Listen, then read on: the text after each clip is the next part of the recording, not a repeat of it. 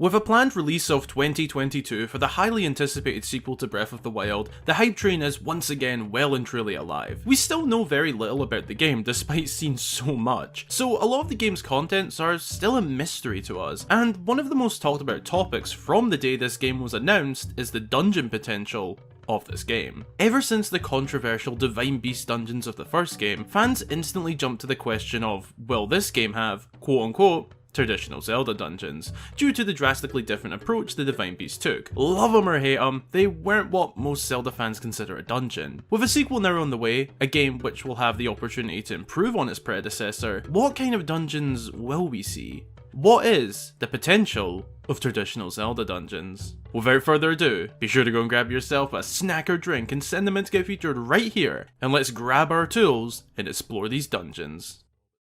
As we are looking at the potential of the dungeons, I'll be splitting this video into 3 segments: the location/accessibility, the dungeon contents, and the dungeon bosses. Starting in order, let's look at the locations/accessibility. Going off both the initial reveal and recent teaser trailer, there are 2 big areas of interest for me: the underground and the sky. Obviously there could be dungeons outside Hyrule or hidden within the actual land, but we'll touch on that shortly. Starting with the new trailer, I saw in my comments over the past week or so that some of you were baffled at the fact I hadn't touched on dungeons at all following the new trailer, and whilst I hadn't publicly on YouTube, I have definitely been thinking about it. This trailer shows so much signs that there could be dungeons. With all of these newly discovered sky islands and structures up here, one of my first thoughts was that somewhere up here has to be a dungeon. The structure that caught my interest the most is this rather large one hidden behind some of the night sky's clouds. Compared to the size of the other islands we see, and the fact that this one has a roof, my mind jumped straight to this being a tease of one of the game's dungeons. These islands look pretty ancient and, well, lonely. We are yet to discover whether or not there's any life beyond this robotic golem yet. I'd love for this to be an ancient temple of the sky, something akin to the city in the sky but with a whole new backstory and purpose, which we'll get to shortly. For me, this has the potential to be a dungeon, but we'll get back to it real soon.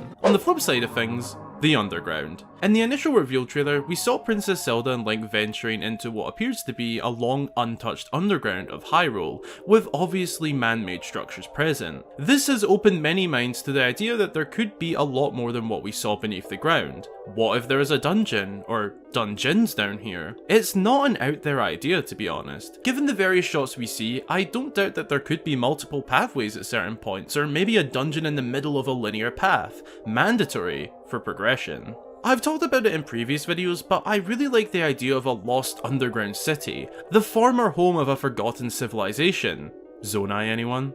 Not necessarily, but I wouldn't rule it out either. The point is, the idea could be our pathway into finding some ancient temples built by whoever once constructed down here. Those are the 2 main ideas, but there is also the chance we will find some dungeons within the existing land. Popular ideas for how this could work is possibly finding a dungeon deep below Lake Hylia, like in past installments, a dungeon out at sea, accessible via Lurelin Village, a desert temple either further out into the desert or hidden within these mountains, and my personal favourite, mainly because I came up with it, a dungeon hidden behind a lava fall in Death Mountain. These are all possibilities, but given we now have the underground and sky, I think the dungeons will be exclusive to those areas. Now, before getting into the contents and how they will work, how many could we see, and will they be fully in the sky, fully below Hyrule, or maybe both? Well, this is obviously going to be a guessing game. For me, I think that there will be 2 to 3 located in the skies, and 1 to 2 below the ground, giving us around 5 to 6 dungeons overall. I think one of the underground dungeons will be in relation to Ganondorf, perhaps leading up to finding his corpse. Maybe that will be the reward, if you like, for beating the dungeon,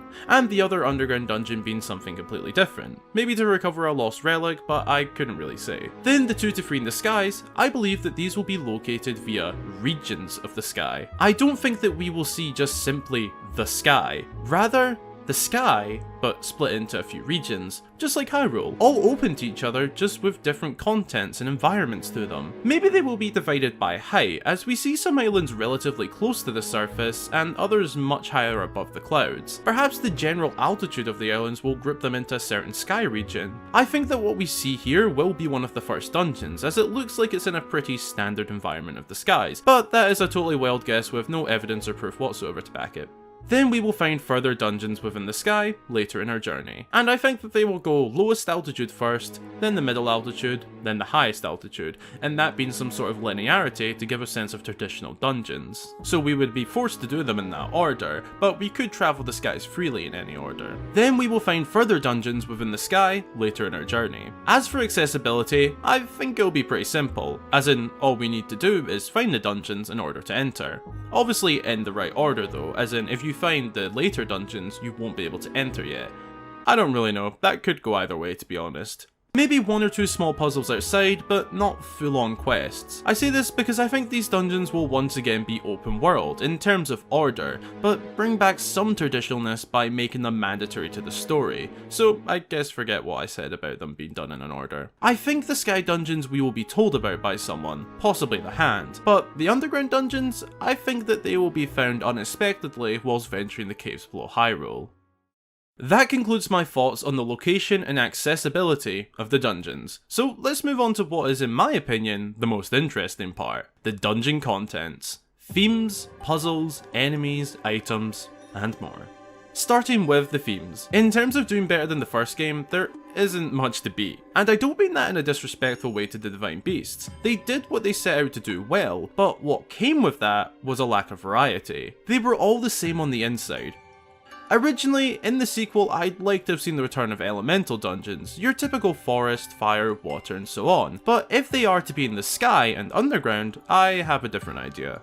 I think that the theme of history telling would be incredibly cool, and break that sort of traditional sense of them needing to be elemental themed. This heavily relies on the plot of the game, but if many fans are correct in saying that we're going to learn and or explore past Hyrule, perhaps these potential dungeons could help tell us more about the past. As I mentioned earlier, I think that there should be 2 to 3 in the sky, and 1 to 2 underground. For the sky dungeons, I think it would be really cool if say Dungeon 1 told us a bit of general backstory about the history / past of Hyrule. This could be done by finding checkpoints within the dungeon that contain ancient carvings depicting life from long ago, with the ending of the dungeon, which we'll get to soon, revealing much more. Then the second dungeon could go over the struggles of the past, perhaps a major plot point of the game, and the third ancient sky dungeon providing us with the info on how to deal with said problem. I know that these aren't your conventional themes, but what would set each one apart is that the insides would have influences from whatever part of history is telling you. Obviously they wouldn't be as individual as elemental themes, but they certainly wouldn't be as identical as the Divine Beasts, fitting a healthy mix of open world and linear styles.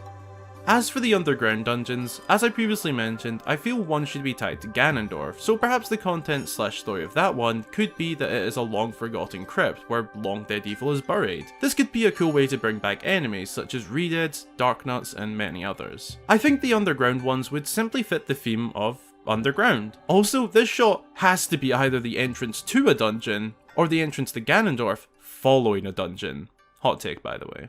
As for the puzzles and enemies, I think they need to improve on the first game. They weren't bad, they just weren't great, nor had enough, both puzzles and enemies. When I think about a Zelda dungeon, I think about being stuck in some sort of room with a mind-boggling puzzle in my way. Now yeah, sure, that shouldn't be every single room, but have at least 1 or 2 tricky puzzles for us. It may just be my opinion, and yeah, that is subjective, but the Divine Beast puzzles were pretty simple. I think the Hand will come in handy for a lot of these puzzles, depending on what potential abilities it may offer. The possibilities in this department are pretty endless. I just hope we see a lot more traditional dungeon influences come through for the puzzles. In terms of enemies, I think a mix of bringing back some classics would be cool, and some new enemies. Now this is depending on which dungeons we're talking about. For the underground ones, I think these would fit more for older enemies returning, Redeads, Darknut, Pose, etc. The forgotten history of Hyrule's nightmares rise again. That would be awesome. As for the sky dungeons, I think a mix of a new enemy type I literally came up with for this video, sky spirits, and some old returns such as Darknuts would fit really well. Sky spirits would almost be like evil spirits that haunt these ancient dungeons,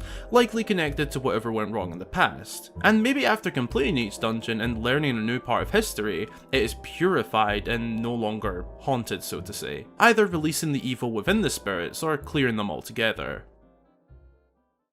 Now, for the items.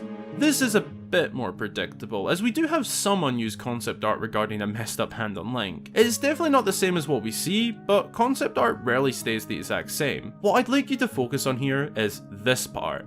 attachments, if you like. I propose that at the end of each dungeon, both the sky and underground, we get a new ability for the hand, in a similar, but not the exact same way to how Link in Skyward Sword gains flames to create the Master Sword. Only with this, the hand gains an ability. That, or we gain these abilities halfway through each dungeon and then use them in the boss battle. That, or we gain these abilities halfway through each dungeon and use them in the boss battle, a more traditional way of getting new items. But this wouldn't work as well with the open worldness in my opinion, so maybe for beating the dungeon would suit better. Now I know I said both the sky and underground dungeons you'd get hand upgrades, including an item of sorts, but I think we may also see traditional-esque items. Going off this dragon head flamethrower attached to Link's shield, maybe we will find items like this in many dungeons, and hey, maybe they could be the ones located within the existing kingdom or further lands. That concludes my thoughts on the contents within each dungeon, so there is only one major thing left to discuss: boss battles.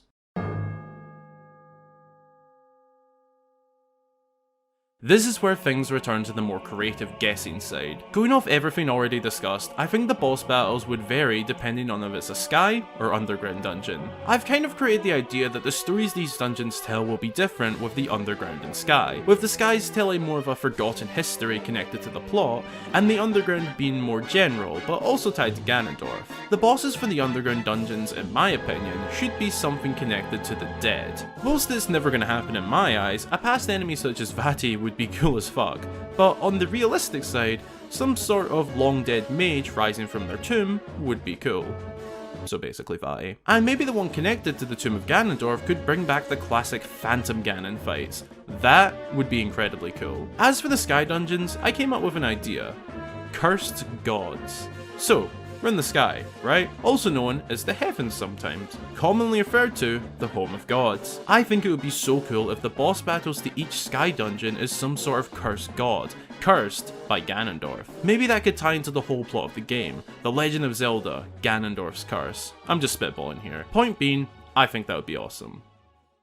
And I guess that concludes my thoughts on the potential of traditional Zelda dungeons in the sequel to Breath of the Wild. Honestly, I don't see completely traditional dungeons returning, as that would require a much more linear storyline, and I can see the series staying primarily open world now, or at least for the foreseeable future. However, I can see this game taking a more hybrid approach, having a mix of linear and open world, having dungeons that are mandatory to the game's story, with maybe a slight bit of linearity in terms of order, but not heavily enforced to the player. Obviously, 99% of this video is purely ideas and speculation, but hey, you wanted to see it, and let's be honest, I wanted to talk about it. I hope you enjoyed listening to my thoughts, and I cannot wait to see what we get in terms of dungeons in the sequel to Breath of the Wild.